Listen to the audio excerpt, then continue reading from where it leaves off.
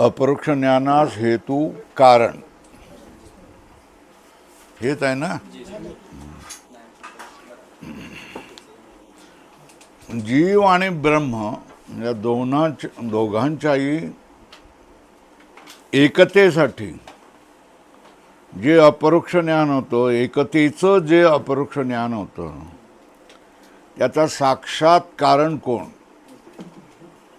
जीव ब्रह्म ऐक्य अपरोक्ष ज्ञानास प्रत्यक्ष हेतू म्हणजे साक्षात कारण कोण आहे? तर श्रोत्राशी मतलब कर्णेंद्रियाशी महावाक्याचे संबंध म्हणजे तत्वम असे ऊपर लिखो. महावाक्याचे मतलब तत्वम असी या महावाक्याच्या श्रोत्राशी संबंध रूप प्रथम श्रवण आहे. म्हणजे सद्गुरूंनी केलेल्या महावाक्याचा उपदेश कानाने ऐकणं हे आहे.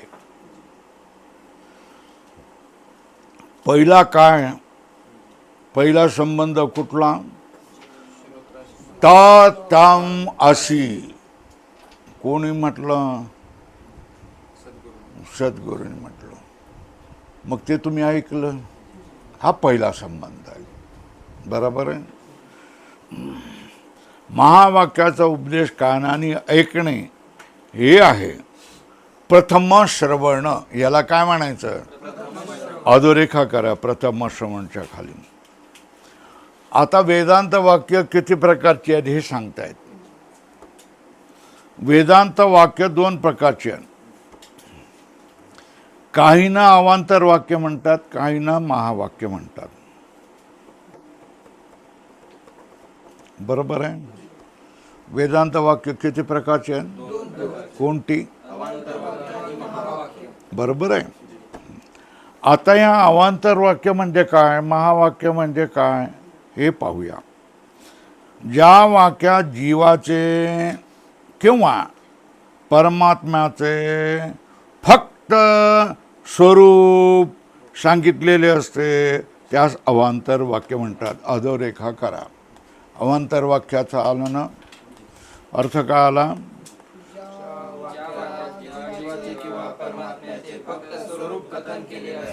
जीवाचं स्वरूप सांगितलं किंवा परमात्म्याचं स्वरूप सांगितलं, नुसतं स्वरूप सांगितलं, दुसरं काही बोललं नाही, त्याला काय म्हणतात? अवांतर वाक्य म्हणतात. आणि जिथे जीव आणि परमात्मा यांची एकता सांगितलं, हे दोन्ही एक आहे असं सांगितलं जातं, त्याला महावाक्य म्हटलं. बरोबर आहे. वाक्याचे किती प्रकार आहेत? कोणते? अवांतर वाक्यामध्ये काय सांगितलेलं असतं? जीवाचं स्वरूप सांगितलेलं असतं. परमात्म्याचं स्वरूप सांगणाऱ्या वाक्यांना अवांतर वाक्य म्हणायचं. झालं. आता महावाक्यामध्ये काय सांगितलेलं? जीव आणि परमात्म्याची एकता सांगितलेली असते, संबंध सांगितलेला असतो. जीव आणि परमात्म्याची एकता प्रतिपादन केलेली असते, त्यास महावाक्य म्हणतात. अवांतर वाक्याचा काय फायदा? अवांतर वाक्याने काय समजतं? ब्रह्माचं अस्तित्व ब्रह्म आहे एवढंच समजतं. याला काय म्हणतात? परोक्ष ज्ञान. काय म्हणतात? सांगा. परोक्ष ज्ञान कसं असतं सांगा. ब्रह्म आहे, कुठे आहे, काय आहे, कसं आहे माहीत नाही, पण ब्रह्म आहे. आहे.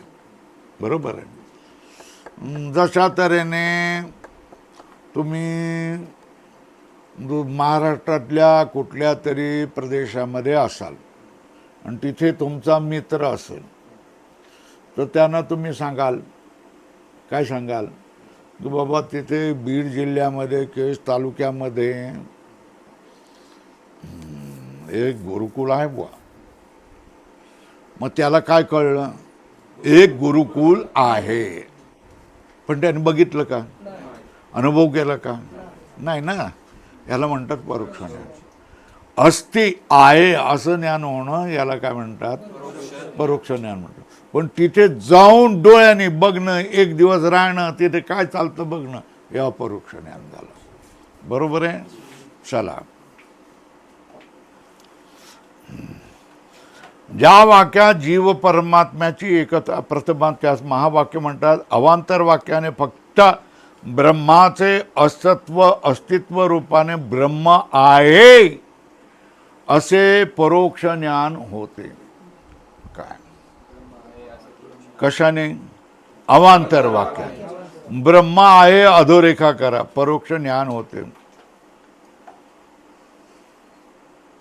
आणि महावाक्याचा कर्णेंद्रियाशी संबंध येताच गुरुने आचार्याने उच्चारण केलेल्या महावाक्याचा श्रोत्याच्या कर्णाशी संबंध होताच गुरुने काय बोललं, त्वमसि. बरोबर आहे. म्हणजे ते जे ब्रह्म आहे ना, हे तूच आहे रे बाबा, असं त्याने सांगितलं. मग हा काय म्हणणार, उच्च अधिकारी असेल तर असं नाही विचार मी ब्रह्म कसं होईल, नाही. तो उत्तम अधिकारी आहे, गुरु सांगतात ते काहीतरी बरोबरच सांगणार आहे. उलट सुलट कसं सांगतील गुरु, असा त्याचा विश्वास. हो मीच ब्रह्म आहे असं तो म्हणेल. बरोबर आहे. आणि तू ब्रह्म आहेस असे आचार्याने उच्चारण केलेल्या महावाक्याचा श्रोत्याच्या कर्णाशी संबंध होताच मी ब्रह्म आहे असे ब्रह्माचे आत्मत्वाने श्रोत्यास अपरोक्ष का अर्थ काय, कोष्टकामध्ये प्रत्यक्ष ज्ञान होते. श्रोत्याशी कर्णद्वारा गुरुनी उच्चारण केलेल्या वाक्याचा संबंध न झाला तर ब्रह्माचे अपरोक्ष ज्ञान होत नाही. श्रोत्यांनी उच्चारलेल्या श्रोत्यांशी कर्णाच्या द्वारा गुरुनी उच्चारण केलेल्या वाक्याचा संबंध झाला नाही. म्हणजे गुरुने उच्चारलेलं वाक्य श्रोत्याने ऐकलं नाही तर ब्रह्माचे अपरोक्ष ज्ञान होतच नाही. ब्रह्माचे अपरोक्ष ज्ञान होत नाही. यावरून श्रोत्र संबंधी महावाक्यच अपरोक्ष ज्ञानास हेतू आहे. महावाक्य आहे, या महावाक्य नुसतं असून उपयोग नाही. त्या महावाक्याचा अधिकारी असलेल्या अधिकारी असलेल्या उच्च अधिकारी असलेल्या श्रोत्याच्या कर्णाशी संबंध झाला पाहिजे. म्हणजे त्याने ऐकलं पाहिजे. बरोबर आहे. हे वाक्यच अपरोक्ष ज्ञानास कारण आहे. कुठलं वाक्य, महावाक्यच श्रोत्याच्या कर्णेंद्रियाशी संबंध झालेलं महावाक्यच अपरोक्ष ज्ञानाला हेतू आहे. आणि श्रोत्याशी अवांतर वाक्याचे श्रवण परोक्ष ज्ञानास हेतू आहे. यावरून अपरोक्ष ज्ञानास महावाक्यच हेतू आहे हे सिद्ध झाले. काय, जर अवांतर वाक्य आहे सत्यम ज्ञानम अनंतम इत्यादी है ना, अनंतरम अबाह्यम अदीर्घम अलघु इत्यादी वाक्य हे अवांतर वाक्य आहे. या अवांतर वाक्याने काय समजतं, स्वरूप समजतं. ब्रह्माचं किंवा जीवात्म्याचं स्वरूप समजतं. जीवात्म्याचं स्वरूप समजल्यामुळे काय होतं, अरे आहे आत्मा आहे ब्रह्म आहे एवढंच ज्ञान होतं. पण तो ब्रह्म आत्मा कोण आहे कसा आहे हे काही ज्ञान होत नाही. जेव्हा सद्गुरू श्रोत्याला सांगते तत्त्वमसि आणि तो श्रोता उत्तम अधिकारी आहे म्हणजे त्याने त्याग केलेला आहे, तपस्या केलेला आहे, उपासना केलेली आहे, अंतःकरण शुद्ध झालेलं आहे, अंतःकरण एकाग्र झालेलं आहे, मुक्तीची त्याला तीव्र इच्छा आहे, शम दम इत्यादी उपरत तितिक्षु श्रद्धा समाधान या सगळ्या गोष्टी त्याच्याजवळ आहे, विवेक आहे आणि वैराग्यही आहे, संसाराने तो विटलेला आहे. बरोबर आहे. अशा माणसाला जर तुम्ही आचार्याने श्रोत्रिय ब्रह्मनिष्ठ आचार्याने उपदेश केला की हे बाकीचं काही करण्याची गरज नाही आहे, ते जे ब्रह्म आहे ते तूच आहे असं सांगितल्याबरोबर तो ताबडतोब म्हणतोय बरोबर आहे, तुम्ही सांगताय, तुम्ही अधिकारी आहेत, मीही अधिकारी आहे, मैं ब्रह्म हूँ, अहम ब्रह्मास्मी, अशा तऱ्हेने त्याला उपदेश होतो. पण हेच वाक्य जर अनधिकारी माणूस ऐकेल तर तो शंका करेन, ते ब्रह्म मी कसं काय असेन असं तो म्हणेल की नाही. आणि तुमच्यापैकी अनेकांना हाच संशय असेल, अनुभव येत नाही मला कुठं काय ब्रह्म कुठे आणि मी कुठे, असाच अर्थ होईल की नाही.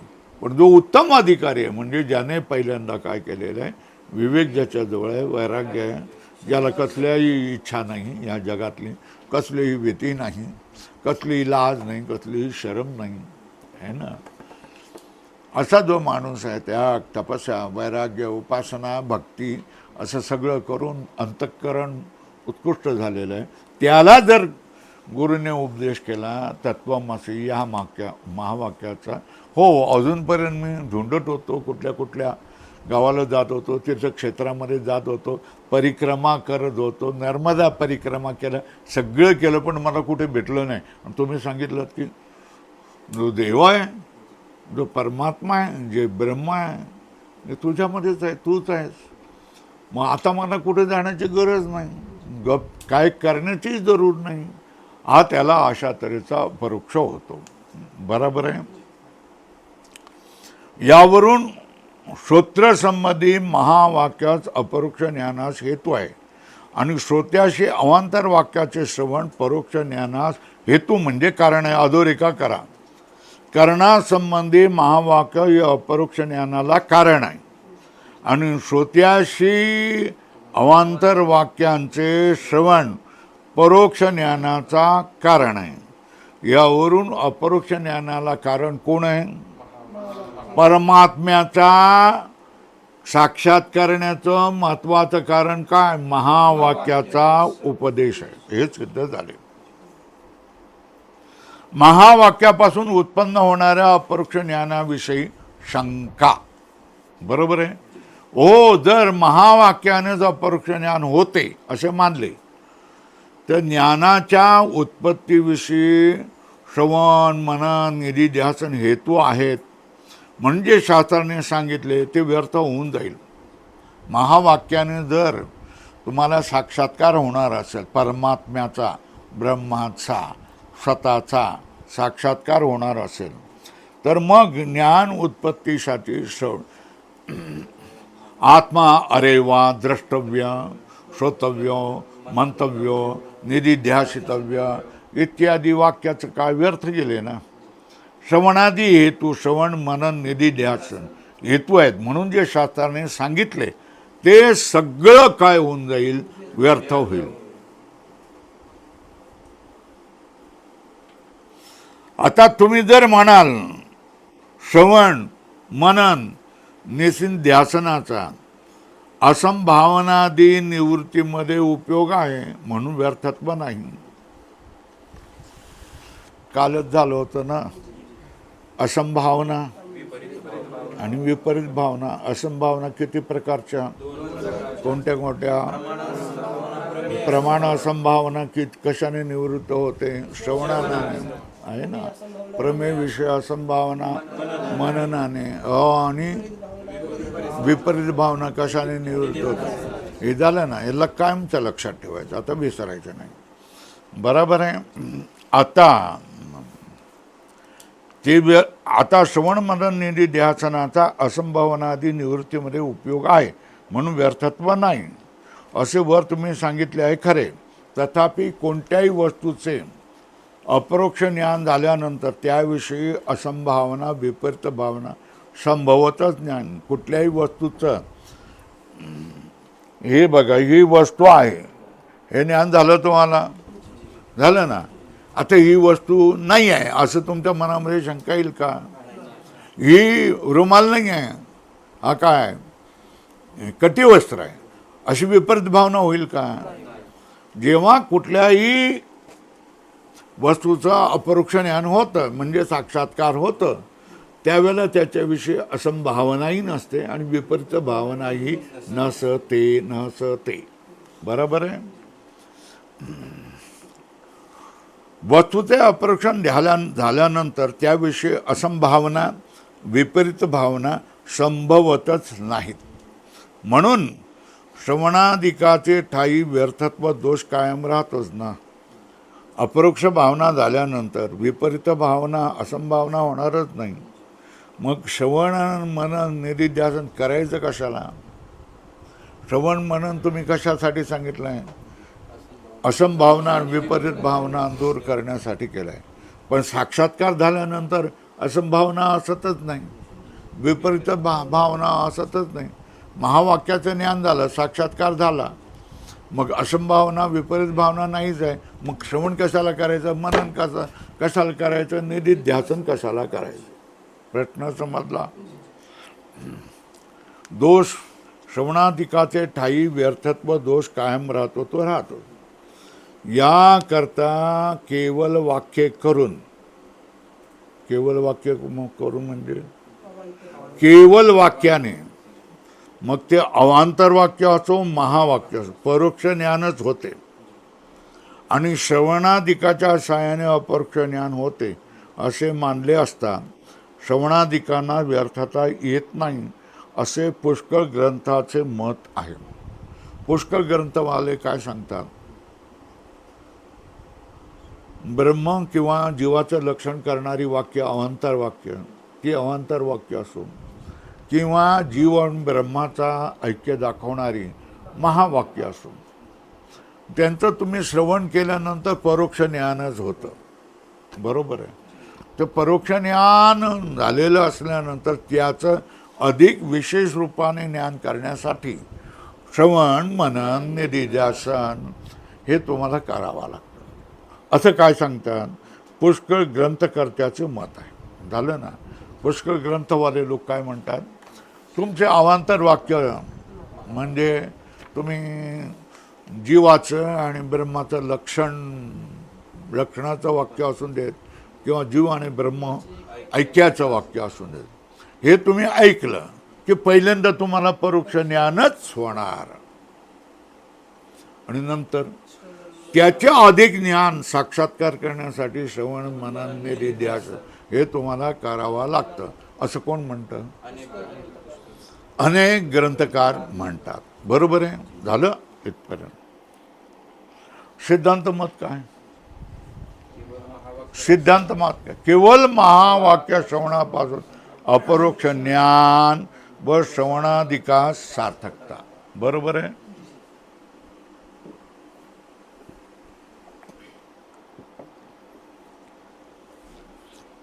हे पूर्व पक्षीचे म्हणणे बरोबर नाही. पूर्व पक्षीचे म्हणजे अवांतर वाक्य असो किंवा महावाक्य असो, त्याने परोक्ष ज्ञानच होणार. ते दृढ करण्यासाठी श्रवण मनन निधिध्यासन अपरोक्ष साक्षात्कार करण्यासाठी करावंच लागतं. असं जे तुमचं म्हणणं आहे ते बरोबर नाही. बरोबर आहे का? का बरोबर नाही? बोला, शब्दाचा स्वभावच आहे ना.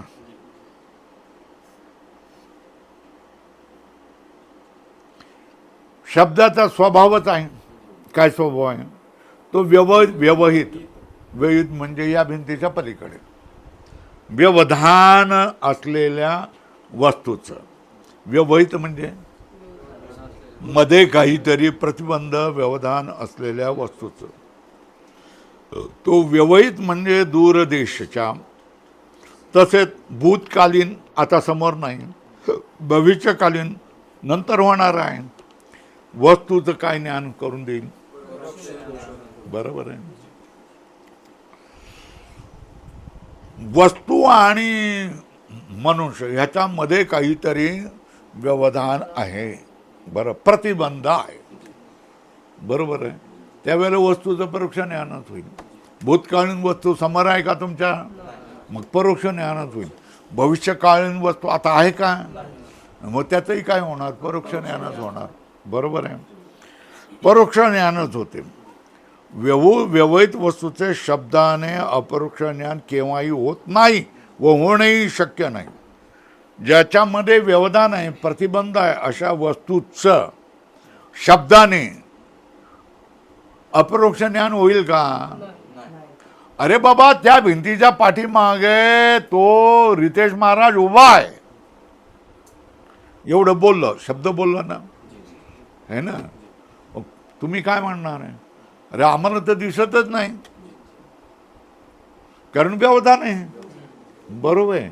मग रितेशचा परोक्ष ज्ञान झालं, रितेश आहे म्हणून, पण रितेश कसा आहे याचं ज्ञान झालं का नाही झालं, कारण व्यवधान आहे. काय मध्ये काय आहे, व्यवधान आहे. व्यवहित वस्तूचे देखील शब्द, व्यवहित वस्तूचे शब्दाने अपरोक्ष ज्ञान केव्हाही होत नाही व होणेही शक्य नाही. आता अव्यवहित वस्तूचे देखील शब्द परोक्ष व अपरोक्ष असे दोन्ही प्रकारचे ज्ञान करून देतो. काय, अव्यवहित वस्तूचे देखील शब्द परोक्ष व अपरोक्ष असे दोन्ही प्रकारचे ज्ञान करून देतो, बरोबर आहे. कुठला, अव्यवहित म्हणजे जवळ असणाऱ्या वस्तूचा प्रत्यक्ष अस्तित्व रूपाने शब्द बोध करतो. समोर भारतानंद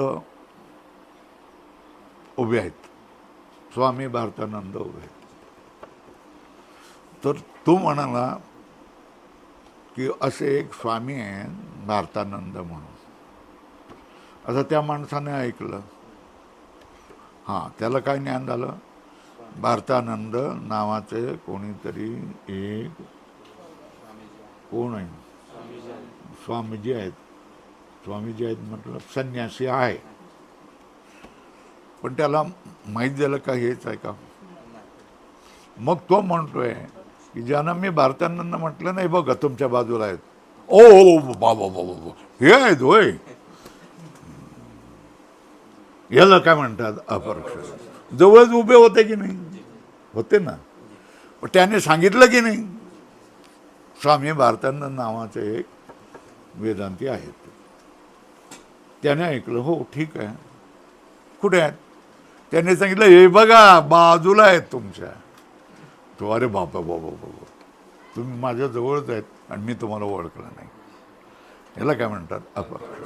ते शब्दाचं ज्ञान कसं होतं, अत्यंत जवळ असणे, अगदी जवळ खेटून बसलेले आहेत. वस्तूचा फक्त अस्तित्व रूपाने शब्द बोध करतो, त्यावेळेला परोक्ष ज्ञानच होते. जसे दहावा आहे या वाक्यापासून 10व्या पुरुषाचे अस्तित्व रूपाने परोक्ष ज्ञानच होते. 10वा आहे याच्या संबंधी एक गोष्ट आहे. 10 पोरं होती, तरणी बांड पोरं होती, आणि त्यांना काय करायचं होतं, पलीकडच्या गावामध्ये, नदीच्या पलीकडच्या गावामध्ये कीर्तन होतं. त्या कीर्तनामध्ये जायचं होतं. कीर्तन होतं 9 वाजता, 8 वाजता ती पोरं निघाली. मध्ये नदी आडवी आली. नदीमध्ये पाणी फार काही एवढं नव्हतं, कमरेपर्यंत होतं. तर कमरेपर्यंत पाण्याने चला जाऊया आपण, तसंच कशाला नाव करायचं, चालत जाऊया. चालू एकमेकाचा हात धरून धरून धरून गेले पलीकडे, आहे ना. आता त्याच्यामध्ये ते पोरं म्हणतात की अरे आपल्यापैकी कोण गेलं तर नाही, गेलं तर नाही ना, कोणी बुडून गेला नाही, वाहून गेलं तर नाही ना, सगळे आहेत ना, 1 2 3 4 5 6 7 8 8 9, अरे 9च आहे. तो म्हणतो तू बघ, तोही दुसरा म्हणतो 1 2 3 4 5 6 7 8 9, 9च. 10वा कुठे, 10वा कुठे, 10वा कुठे. रडायला लागले, एक मरून गेला, एक मरून गेला, कुठे गेला, शोधा रे शोधा रे शोधा रे. दौडत माझ्यासारखा एक म्हणून कशाला बाबांवर रडतायत. तो म्हणाला आम्ही 10 लोक होतो, 10 पैकी 4 झाले, एक कुठेतरी वाहून गेला असं वाटतंय मला, सापडत नाही तो इथे. आम्ही 9च आहोत. तेव्हा महात्म्याने बघितलं 10 आहे ते 9 म्हणतात तसं. तर त्याने म्हटलं, त्याने सांगितलं का तू गिनून दाखव. बोला 1 2 3 4 5 6 7 8 9 9 आहेत बघा, इतके नाही. तो म्हणाला ठीक आहे मी दाखवतो. 1 2 3 4 5 6 7 8 9 10वा तू. ओ असं होय, असं म्हणून त्याला काय झालं, 10व्याचं ज्ञान झालं. तो स्वतः 10वा होता की नाही, पण स्वतःला आपणाला मोजत नव्हता, गणत नव्हता. बरोबर आहे ना. तिसऱ्या महात्म्याने येऊन त्यानं सांगितलं की 10वा तू आहे. तिथे असताना 10व्याचं ज्ञान नव्हतं की नाही, आणि दुसऱ्याने करून दिल्यानंतर 10व्याचं ज्ञान झालं की नाही. याला म्हणतात दशमस्त्वम अशी न्याय. आता हे संस्कृताचे शब्दामध्ये तोंडात बसले पाहिजे, उच्चारण करताना आपणाला त्रास होता कामा नये. ठीक आहे ना. याला खरं ज्ञान म्हणतात, तिकडे शिकवतात ते ज्ञान नसतं. बरोबर आहे. तो ब्रह्मत्व आहेस,